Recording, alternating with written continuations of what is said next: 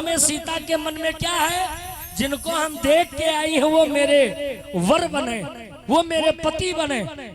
तो सीता जी की ये भावना देख के गिरजा जी चक्कर में पड़ गई, क्योंकि राम सांवले सीता गोरी जोड़ी तो नहीं, क्योंकि वह पहले सीता यो कह के गई हैं निज अनुरूप सुभग वर मांगा, जैसी मैं हूं वैसा वर। और राम को मन में बसाया है इन्होंने, तो राम सांवरे सीता गोरी जोड़ी तो नहीं। फिर भी ऐसी ते सुनो, मन जाहिरा चो मिले सो वर साज सुंदर सावरो, करुणा निधान सुजानशील स्नेह जानत रावरो। जाओ सीता मेरा आशीर्वाद है तुमको करुणा निधान मिले। और भगवान श्री राम का असली नाम करुणा निधान है। बोले करुणा निधान भगवान की। और देवी जी की ओर से ये 200 मुद्रा दान हुए हैं। सदा सुखी रहो, जीवन मंगल है। कम समय में बात आप जानिए, महाराज जी का आगमन हो चुका है। समयानुसार मैया सीता जी आती हैं अपने भवन को। धीरे धीरे वर्ष का अंतिम दिन आया। देश विदेश के वीर सभा में बैठे हैं। गौतम ऋषि के भैया हैं जिनका नाम है सतानंद। सतानंद जी जनक जी की उपरोहिती करते हैं, पंडिताई। अच्छा, आज के समय में पंडिताई करनी नहीं रह गई महाराज। पंडिताई तो तब की बहुत महंगी रहा। हमने सुना है बड़े बुजुर्गों से तब की पुरोहिती कैसी होती थी। बच्चे का जन्म जब होता था तो हंसिये से नाल काटा जाता था, और वो नाल हंसिया उसी जगह गाड़ दिया जाता था। और जब 27 दिन के बाद घर की शुद्धि होती थी तो जहाँ पर नार उगड़ो है वह जगह पंडित जी चूल्हा रखा है, और जय हंसिये से नार काटोगा वह हंसे सब्जी छीले पकावे खाए, तब 10-11 रुपया ले घर का जाए। तब की है पंडिताई। आज उस समय कोई करी है, हम हो नहीं कर पाओ। बोलो गोविंद भगवान की। सतानंद जी ऐलान कर दिए, ऐ वीरों, आज वर्ष का अंतिम दिवस है। अपनी अपनी प्रतियोगिता दिखाओ, अपना अपना बल आजमाओ। जो वीर धनुआ तोड़ेगा वही सीता से नाता जोड़ेगा। ये ऐलान कर दिया सतानंद जी ने। जब ये ऐलान हुआ तो एक कहे लगे हम जा रहे धनुआ भाई हम तोड़ब। दूसरे बोले तुमका शर्म नहीं लगा, साल हम 6ठी बार आए हो फिर तोड़े जा रहे। जब 5 बार हम हिलाए तक नहीं पाए, 6ठी बार फिर कहा नहीं, पहले हम कमजोर थे, इस बार काजू बादाम पिस्ता खा के आया हूं, धनुआ मैं ही तोड़ूंगा। कहा जा गए तो बड़ी अकड़न में तोड़ने के बजाय हिलाए तक नहीं पाए। घूमे आए, मुरझाए बैठे। 1 नहीं 2 नहीं 4 नहीं 1000 नहीं, एक चौपाई आती है। कुछ लोग इसका अलग अर्थ देते हैं। भूप साहस 10 एक ही बार,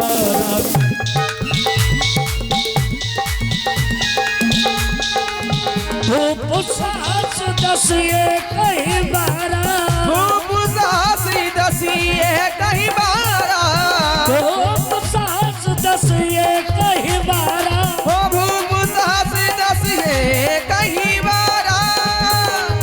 लगे उठावन तरही ना थारा,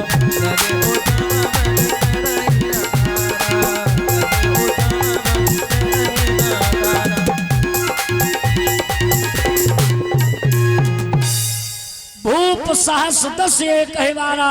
कुछ लोग कह देते हैं कि 10,000 राजा एक साथ मिलके बल लगाए, धनुआ हिला तक नहीं पाए। क्या बात माने भरे है? हम तो नहीं मानते कि 10,000 राजा बल लगाए और धनुआ नहीं हिला। मान लो टूट जात तो सीता तो अकेले ना है, जनक जी कह के संग बिया हो कह देते। बोलो, अगर 10,000 एक साथ बल लगाए नहीं टूटा, और जो टूट जाए तब ये बात है कि सीता तो अकेली थी, किसके किसके साथ विवाह होता। हमारा मानना यह है कि एक ही बार, इतवार सोमवार मंगलवार एक एक दिन में 10,000 वीरों ने बल लगाया, लेकिन धनुआ नहीं हिला। ये वार्ताएं, ये कार्य चल रहे हैं। गुरु विश्वामित्र श्री राम लक्ष्मण सभा में पधार गए। तो कुछ राजा जब बाबा जी को देखे बोले भाई ये बाबा का करे है, तो दूसरे बोले बाबा को इच्छा हुई, दूसरे बोले ये बच्चे यहाँ क्या करने आए। कहा चुप रहो, तुम्हें सब पता ही है, भगवान जो करते सब बढ़िया करते, क्यों घर के हम हैं अकेले, अभी जब धनुआ तोड़ेंगे सीतस नाता जोड़ेंगे तो इन्हीं को सही बोला बनाएंगे। भगवान की ये निगाह लोग देख रहे। अच्छा तब के समय में नाम रहे सही बोला, दूल्हा नहीं बोलता था, जो सहायक बन के जाता था वही सवाल जवाब करता था, तो नाम रखा गया सही बोला। आज उस समय मुन्हक जान दुका का सही बोलवा। अब तो जान ना मिली, अगर मोर पगड़ी ना हो तो दूल्हा और सही बोलवा फर्क ना जान मिली। दूल्हा अगर 5,000 ड्रेस पहनते तो सही बोलवा 10,000 जानी नहीं मिली। श्री राम को जो जिस नजर से देखता जा रहा है सरकार दिखाई दे रहे, जाकी रही भावना जैसी है। सबसे ऊंचे सिंहासन मिले हैं, वीर अपना अपना बल आजमा रहे हैं। अचानक दो वीर उस भूतल के ऊपर पधार गए। वो वीर कौन है? एक तो लंकाधिराज रावण है, दूसरा शोणितपुर का वीर बलवान बाणासुर है, और दोनों दिग्गज वीर हैं। इनके आने से ही मानो राजाओं के सिंहासन डगमगाने लगे। और जब ऐसी नजर पड़ी है राजाओं की दोनों वीरों के ऊपर, हर राजा आपस में कहता अब निकलो, अब निकलो। क्यों? ये दोनों वीर कोई साधारण वीर नहीं।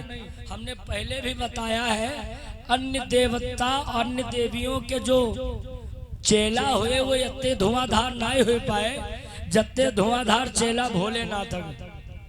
एक बढ़ के एक है। भस्मासुर भी क्या कोई साधारण था? बाणासुर कोई साधारण है? दशानन कोई साधारण है? नहीं। बाणासुर ने नजर दौड़ाई, देखा भोलेनाथ का धनुष रखा हुआ है, समझ गया यहाँ मेरी जरूरत नहीं है। दूर से प्रणाम किया, लौटा चला गया। दशानन आगे बढ़ा, अरे जरा तुमने मुझे निमंत्रण पत्र क्यों नहीं दिया? तो जनको जी के या कहा ताकत है जो कह दे हाँ ना दिए जो कर लो कर ले, ये कहाँ कह सकते हैं। दशानन कोई मामूली नहीं है, चलत दशानन तो डोलत यवनी। देवी देवता झाड़ियों में छुप जाते थे जिस रास्ते से दशानन गुजरता था। जनक जी बोले महाराज जी हमें क्षमा कर दीजिए, शायद अनजाने में ऐसा हुआ हो। दशानन कहता क्या मैं धनुआ के करीब जा सकता हूं? तो जनक जी बोले बढ़िया महाराज, कैसे मना करे, मना नहीं कर सकते। कहा बढ़िया महाराज। कुछ राजा बोले भैया अब ये धनुआ तोड़ देगा, अब चलो निकला जाए। तो दूसरे कहा चुप बैठे रहो, जब हम तुम हिला ही नहीं पाए हैं तोड़ना आसान इनके लिए नहीं, देखते जाओ क्या होता है। दशानन आगे को बढ़ा और जो ही समयानुसार धनुष के करीब में पहुंचा, हाथ में उठाना चाहा, नजर पड़ गई धनुष के ऊपर। अरे ब्रह्मा जी के अक्षरों में कुछ लिखा है। अब ब्रह्माक्षरी का ज्ञान सबको नहीं होता महाराज, दशानन को था। दशानन पढ़ रहा है, क्या लिखा है? वो तोड़ी है धनुष पिता मर जाई, तोड़ी है धनुष पिता मर जाई, तोड़ी है धनुष पिता मर जाई, तोड़ी है धनुष पिता मर जाई, नारी सहित बनु बिच रह जाई।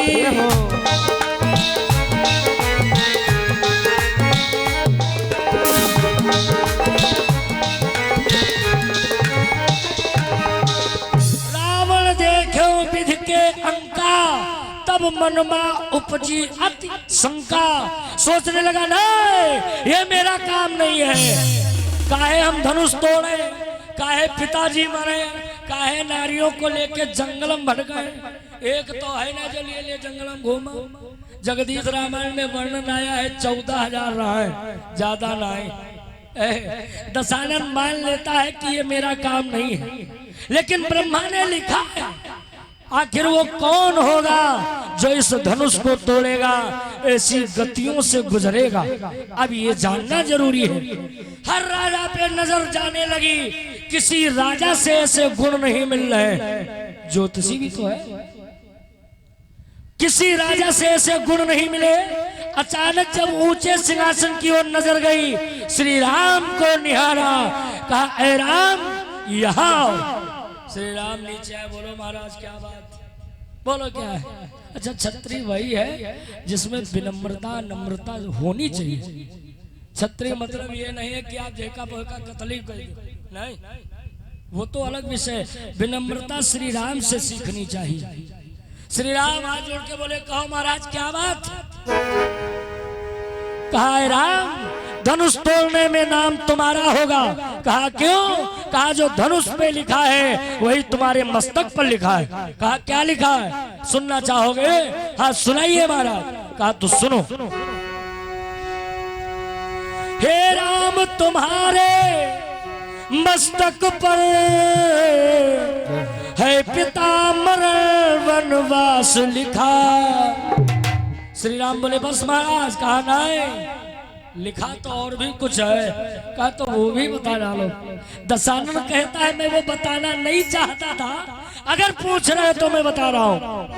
हे राम तुम्हारे मस्तक पर है पितामर वनवास लिखा। हे राम तुम्हारे हाथों से रावण का सर्वनाश लिखा।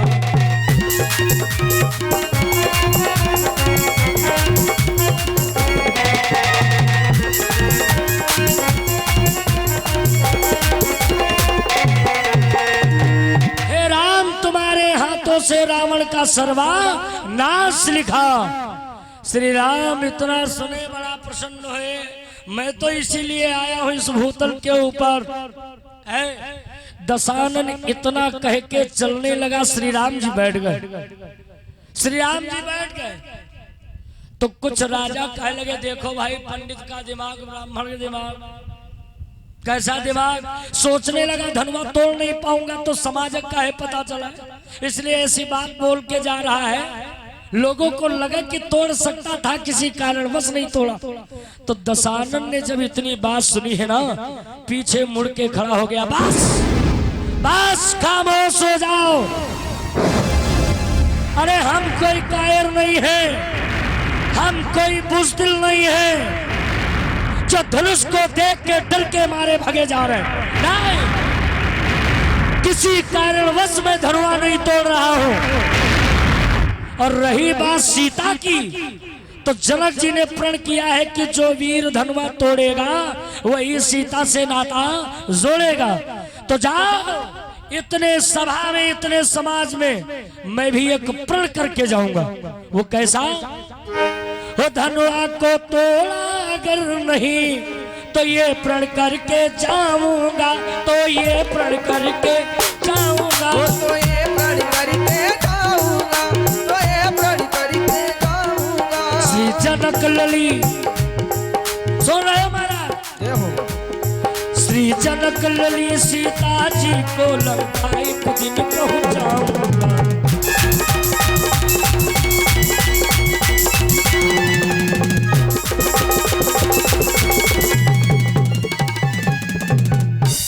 अगर जनक ने प्रण किया है तो मैं भी ये वादा करता हूं, क्यों ना मेरी जान ही चली जाए, लेकिन एक बार लंका का नजारा सीता अवश्य देखेगी, ये मेरा प्रण है। इतना कह के दशानन चला गया है। ऐ सज्जनों, समाज में सन्नाटा सा मचा है। कौन उठेगा? किसी में ताकत नहीं है। अब जो उठ पड़े, जहां रावण जैसे दिग्गज आए चले जाए, साधारण आदमी बस का है, नहीं उठ रहे। जनक जी के मुख से पीड़ा निकल पड़ी। कुछ ऐसी पीड़ाएं होती हैं साहब, जहां तक सहन होती है, नहीं होती है तो ये आंखें रोने लगती। ऐसी पीड़ा महाराज श्री जनक जी को हो गई। आंखों में नीर भर के बोले, ऐ वीरो, धिक्कार है तुम्हारी वीरता को, चले जाओ। मैंने तो ये माना था कि इस भूतल के ऊपर किसी जननी ने वीर पुत्र जन्मा होगा, लेकिन आज मुझे पता चला है कि सब बुज़दिल हो, कायर हो, यहाँ तुम्हारी आवश्यकता नहीं है, चले जाओ। तो कुछ सानियर रह गल है, चलो निकला जाओ। अच्छा, यहाँ भी कुछ ऐसे लोग नए पल्ले पड़ेगा, चलो कहाँ चक्कर में पड़े, ऐसे होते हैं समाज में अनेक तरह। तो कुछ ऐसे थे बेशरम टाइप का, बक्का जो सर झुका ले। बाद में जब धनवान न टूटी तो जनक जी यही कहेंगे, बेटिया जो राजा अच्छा लगे उसे गले में माला डाल लो। तो अच्छे तो हम सबसे ज्यादा है, कुछ ये मूड हम बैठे है। लेकिन शेषा लखनलाल को बर्दाश्त नहीं हुई, और ऐसी जगहों पे परमिशन की आवश्यकता नहीं होती। लखनलाल बड़े सम्मान पूर्वक से भैया के आदर को समझते हैं, लेकिन जब जनक जी ने ऐसी बात बोली तो लखनलाल सिंहासन से कूदे, पृथ्वी पे घूसा दिए, बोले बस जनक जी खामोश हो जाइए, आप अपने समाज की बात करिए, पूरी पृथ्वी की बात मत करिए। क्यों? मैं भी किसी छत्राणी से जन्मा हूँ, मैं भी एक वीर पुत्र हूँ, और जो सच्चे वीर होते हैं, सच्चे योद्धा क्षत्रिय होते हैं, वो ऐसी अपमानजनक बातें कदापि नहीं सहन कर सकते। सच्चे योद्धा सच्चे क्षत्रिय,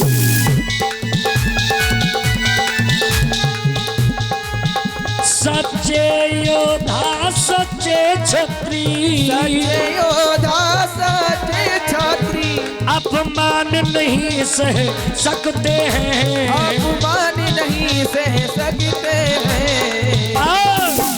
जिनको सुनने की ताब नहीं,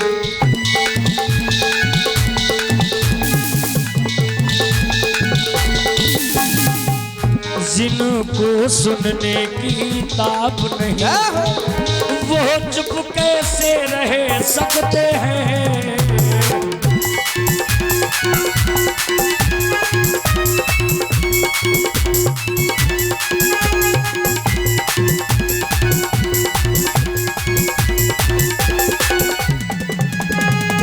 सज्जनों, जनक जी से लखनलाल वीरता रूप में वार्ता करने लगे।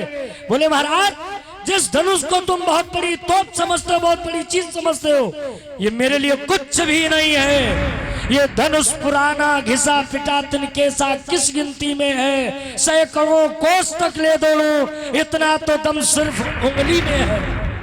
तो कुछ राजा कह लगे, हम तुम हिलाए ना पहने तो उंगली भी भगो जाओ, देखे जाओ, ज्यादा जो गरजते सो बरसते कहाँ है। श्री राम बड़ा उदास होगा कि लक्ष्मण तुम नहीं माने, धनुष भी दिखाए, सीतों से मिला, लेकिन तुम नहीं माने भैया। लखनलाल सोचे दादा को किसी तरह तसल्ली दिला दी जाए। तो लखनलाल अपने भाई को निहारे, बोले ए मेरे बड़े भैया, सुन लो मेरी बात, अभिमान त्याग कर कहता हो, आदेश आपका पाऊं मैं, आदेश आपका पाऊं मैं, आदेश आपका पाऊं मैं, आदेश आपका पाऊं मैं। तो धनुआ की है क्या विसाप, सारा ब्रह्मांड उठाऊं। हरि बोल।